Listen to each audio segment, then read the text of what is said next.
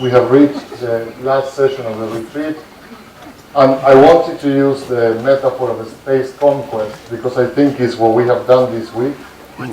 Somehow transport ourselves to new distances and new places, and started to learn a lot about ourselves by stepping out and looking outside.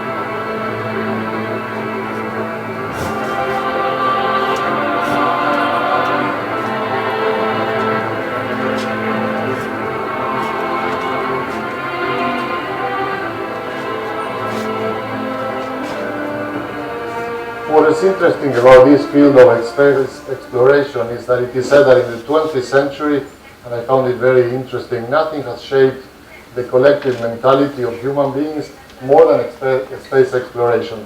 And it was mainly for two things that I find very connected to what we were trying to do this week.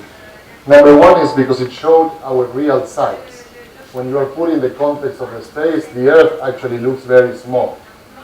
But at the same time, when you continue to explore the universe and the space, you realize the privilege that we have. So far in the 21st century, we are the only planet in which we have found life and life that allows us to actually do meaningful things. And we just come from the discussion of finding your inner world. And we are the only beings in the universe that are actually, as far as we know, find an inner calling.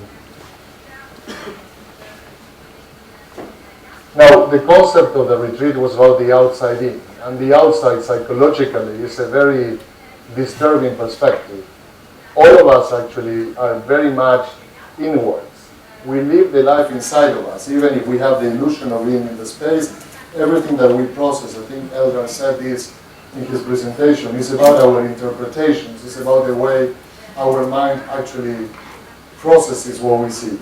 What we were trying to do in this retreat is moving a bit outside this perspective and transform the outside into an opportunity more than a fear. And I hope that moving forward we will do that. Remember the story of General Motors, and the result of the demise of General Motors was that they weren't able to actually look outside themselves. They were trapped inside themselves. So what we have been trying is to do and to learn how to do the opposite.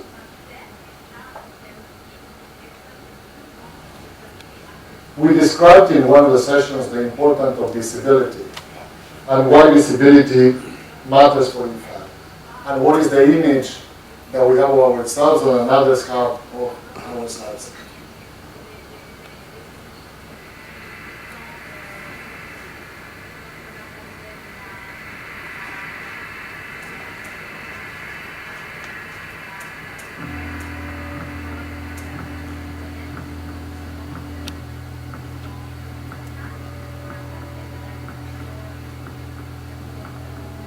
In 1968, Apollo 8 went to the moon.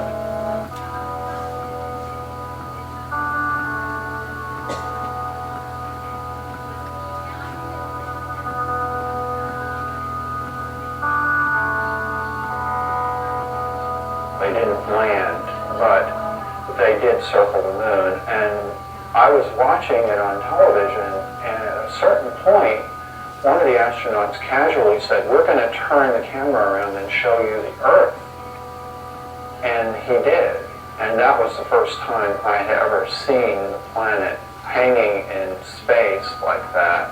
And it was profound. I think that for me, like for many other people, it was quite a shock. I don't think any of us had any expectations about how it would give us such a different perspective. I think the focus had been, we're going to the stars, we're going to other planets, and suddenly we look back at ourselves, and it seems to imply a new kind of self-awareness. One of the astronauts said, when we originally went to the moon, our total focus was on the moon. We weren't thinking about looking back at the Earth. But now that we've done it, that may well have been the most important reason we went.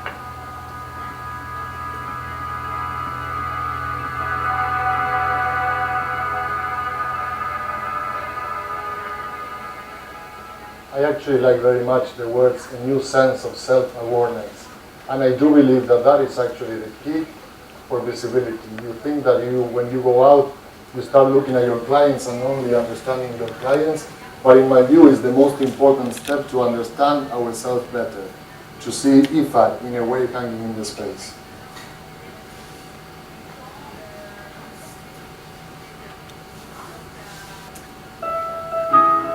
Flying cross country from the East Coast to the West Coast in the 1970s.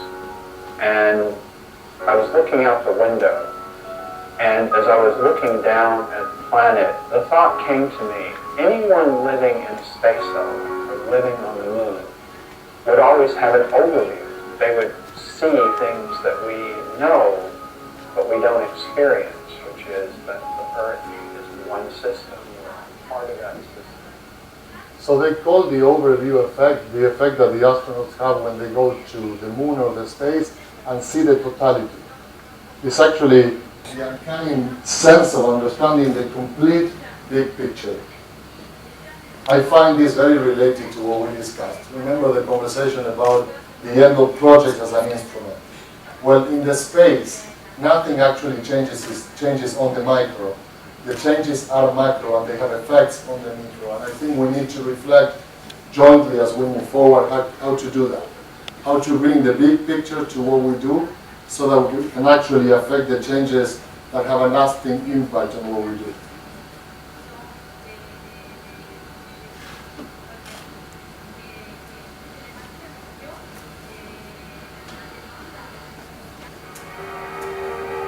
This is why the astronauts, particularly in the International Space Station, often say that much of their free time is filled with what they call Earth gazing, just staring out at the Earth. They can stare for hours because the changing scenery, the interactivity of the biosphere, all of this has an incredible aesthetic impact. How do you guys spend client gazing? And benefit gazing? What about donor gazing?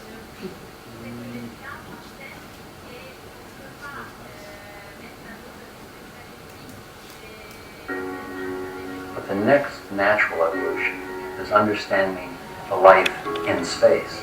That is, the fact that the Earth is a spaceship Earth. We are in space already.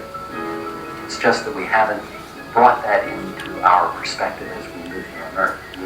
The overview effect is simply the sudden recognition that we live on a planet and all the implications that it brings to life on Earth. I like the phrase as well, we are in space already. And I actually think as well that it's not possible to understand and have a very good and solid value proposition if we don't fully master the space in which we live. If you think about also from the inside out and the outside in perspective, like centuries ago, there was the vision of the geocentric model of the world. And it's, when you are inside the Earth, it's very easy to conclude that the Earth actually is moving around the sun, that the sun is moving around the Earth. And it also seems that nothing in the Earth is moving. We are stable, we are unique. When you take consciousness that Earth is actually hanging out there, it's a spaceship Earth, we start realizing that our perspective of the world changes completely. So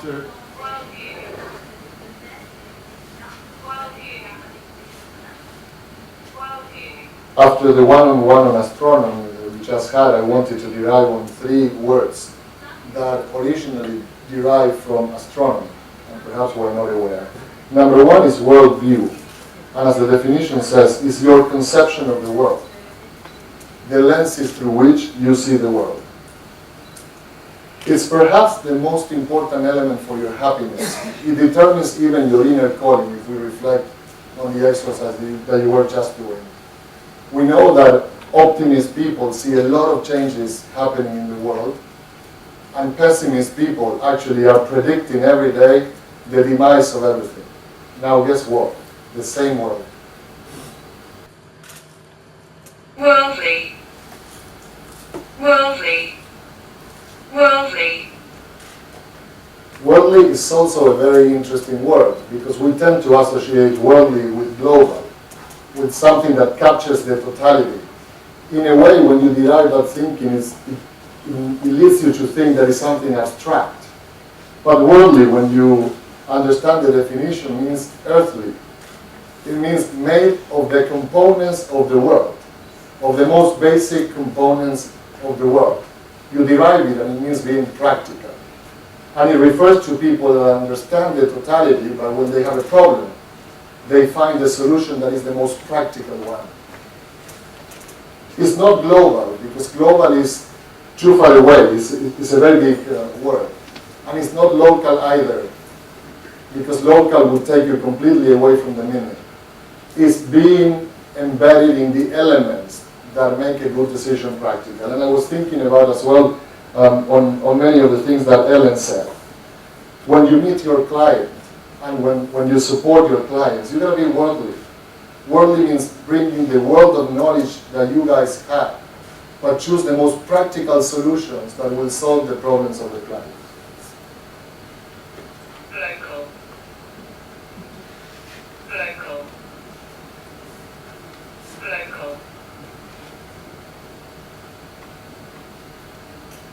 This is a very funny word, and of course the combination of two, but it has a very, very precise meaning.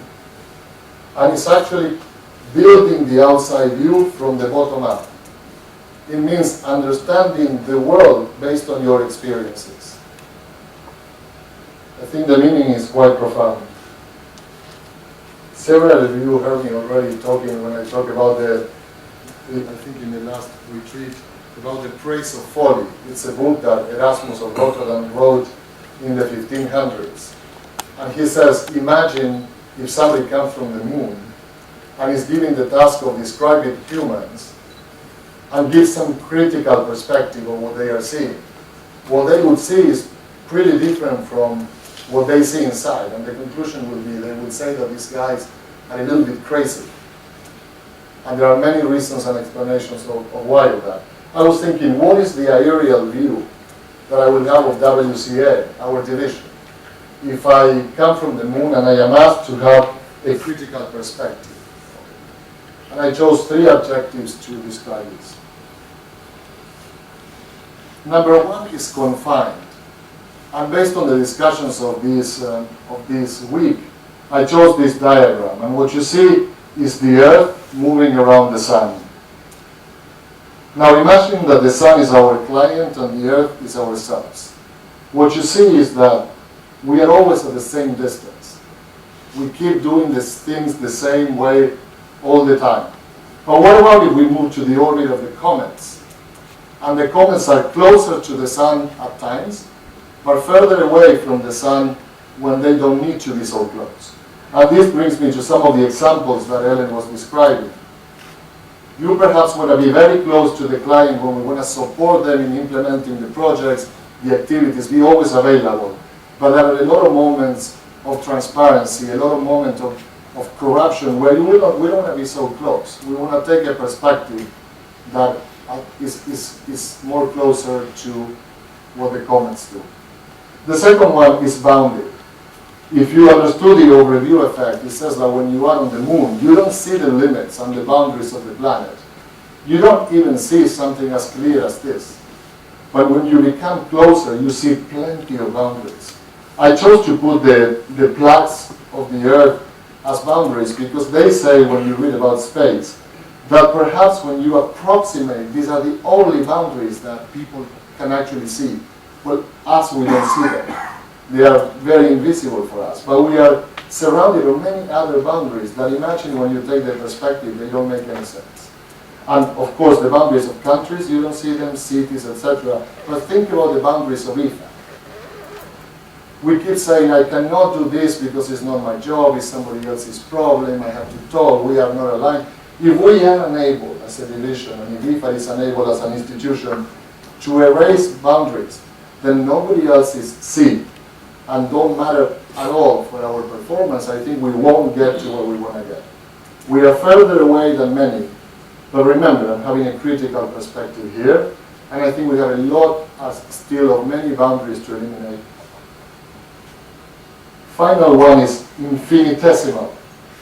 And this is the description that is used to describe the Earth when you see the Earth in the space. It's actually almost invisible.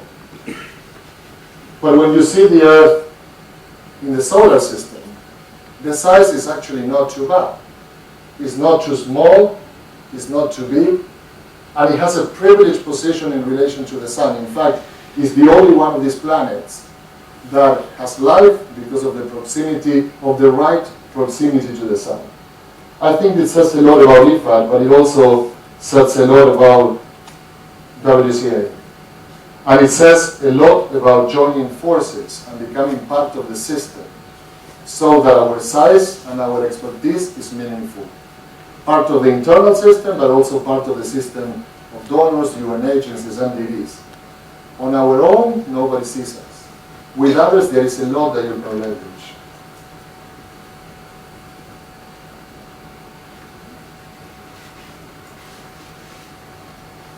There are 5 lessons from the space that I found interesting and that I will share with you and see how that relates to us. The first one is that the Sun is not special. From the inside out, we tend to think that it's very special. There are millions of stars exactly like the Sun. Actually, there are many, many, many that are significantly bigger. But what makes the Sun special is the clients. And the clients is the Earth. It's, as I said, from the inside out, it's essential for us. Because the Sun doesn't provide a lot of things to the Earth. It provides the single most important thing for the Earth's survival. It focuses on the product that the Earth needs. And that is light. I think we need to learn about it as well and really identify in our conversations with the client what exactly will make our Sun special. Interestingly, when you think about the Earth is not only a client of the Sun, it's a follower of the Sun. Remember that one. The Earth doesn't buy the Sun, the Earth follows the Sun.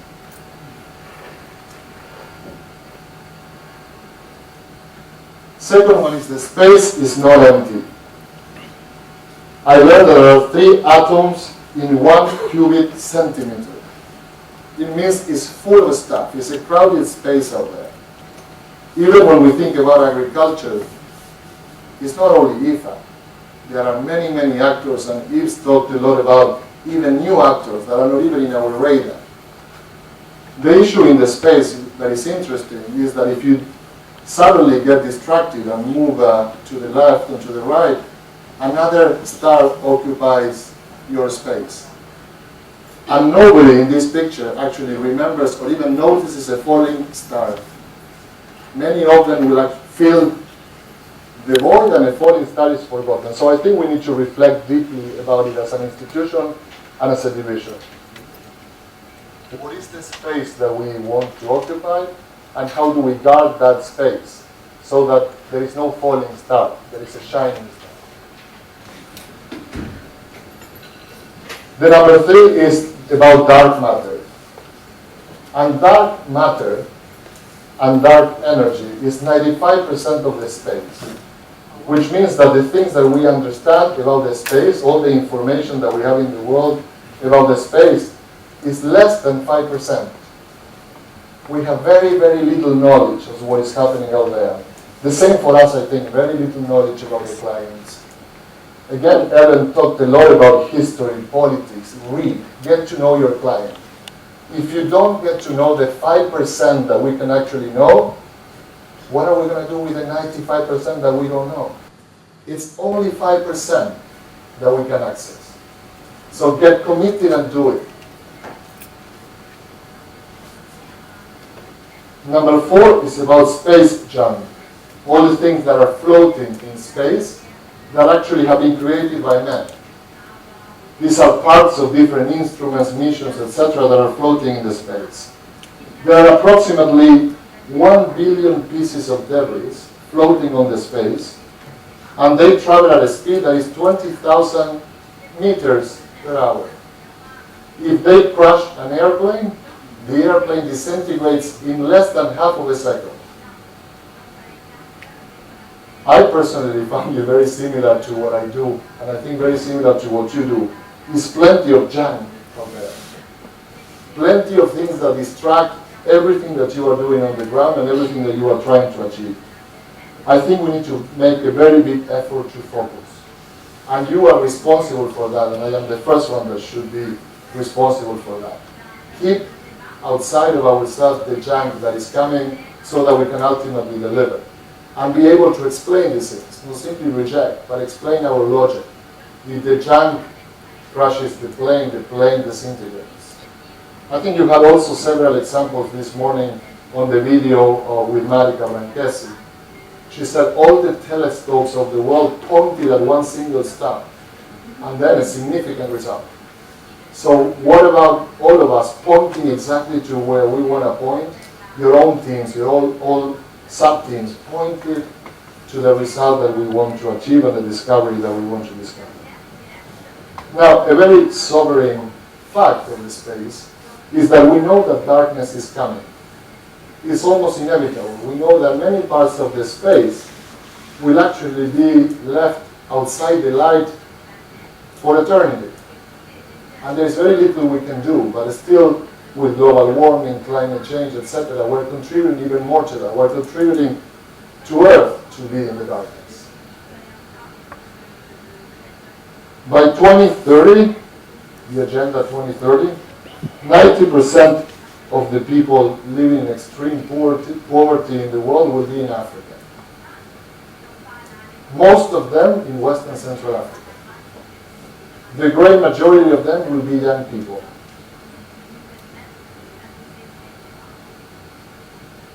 %70 is the needed increase in agricultural production that is needed for now to 2030 to feed West and Central Africa.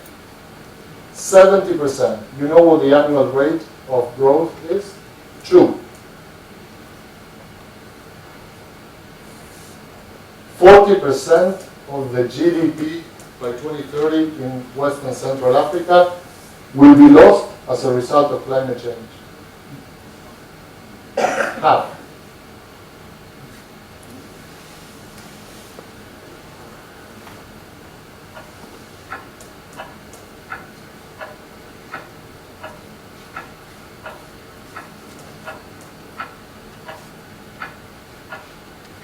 I found interesting that time is the only thing that is constant in all the universe. It fills all the space.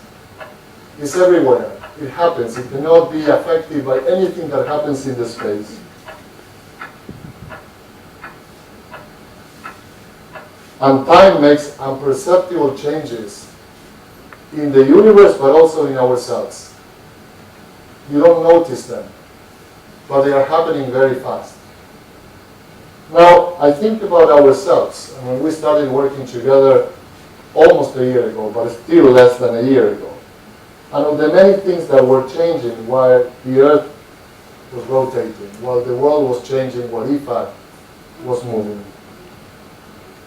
There are many, but in this week there were 3 that struck me again, and mostly with the conversations with the AVPs and with the presidents. First of all is that very clearly to me, Rome is the new periphery. Whatever they do, we unfortunately are perceiving this a little bit as an obstacle to what we do. We need to work together to make sure that the field is fully empowered, so we make this concept a true reality. That the field is the new center and that Rome is the periphery. I am convinced that in WCA, while spearheading this, you are the only division, we are the only people that is implementing the delegation of authority. Most of you have more formal power than me. I chose to take this risk and give it to you. And we need to show that we do this right, because it will have implications for the entire system. The second one that I'd like to highlight is that we are breaking a lot of records, and records by the day. I send a lot to you, but there are many that I don't send. Day by day, there is something that we are achieving that we never achieved before. And I think, in my view, that has to do a lot with what Juanjo calls sometimes the magic of routines, data routines. We have a scorecard, we have data, we have indicators, we do analysis. We tackle the right problems because we understand what is going on underneath. Ellen talked about data. Eldar talked about data. It's a reality. There is not a single company in the ones that I mentioned at the beginning in the outside-in presentation that is not built around data. And the final one that I want to highlight, and it was very clear this week, is that all of you are on fire. And for me, it was confirmed this week, but it was also confirmed when I read the staff survey, and I said this in front of the vice presidents as well. You are the only division in IFAD that said that you were 100% proud of working in IFAD and 100% willing to put extra efforts than what you are putting right now. And you are putting quite a lot when I step back and look at it. Now, when you look backwards at this, at the previous staff survey, on the number of people that said that they were willing to put more on it, and they were proud of working in IFAD, in WCA it was 52%. We are at 100% in a year and a half of difference. So I do believe that you are on fire, and we have to be aware of this change that is happening with us. Overall, we have taken a completely new perspective, and even if you think that the outside-in is yet another step, I think we are there. And when we talked about being casual, being fancy, or being casual, being smart, or being a Corinthian product, I think we're starting to show that we're rather smart. And I hope that we will continue working through time to make that happen. So, a new perspective.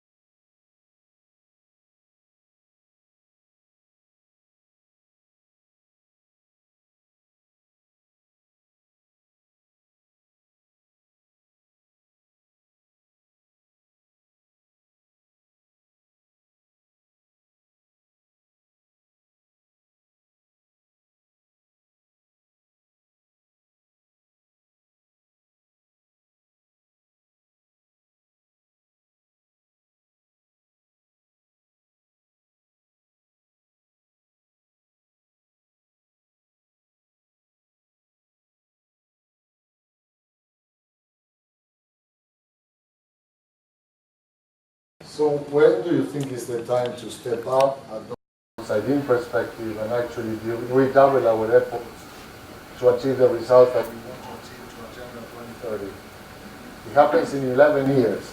I don't know what it is in distances, but very clear, it's very different from what we tend to think in our minds. So I hope you'll step out and start today adopting some of these changes and some of these perspectives and new ideas that we learned this week, because the time is now. We're in Manhattan. We have to do it right now. So get out of yourself, your comfort zones. As I said in my presentation, let's get out of the quietness and the comfort of being inside to the noise of being outside and start learning, connecting, and trying to get as much as you can from the outside so that you change from within. Look up, and Jeffrey talked about it, look up for a goal, look up for something that motivates you, work on it and do it. Find your inner calling, and I know that many of you have the inner calling on what you do, but make sure that you invest on it. Adopting the outside-in perspective is investing a lot on the inside.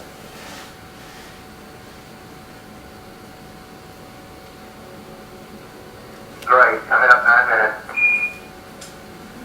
We're now in the approach phase, everything looking good. Now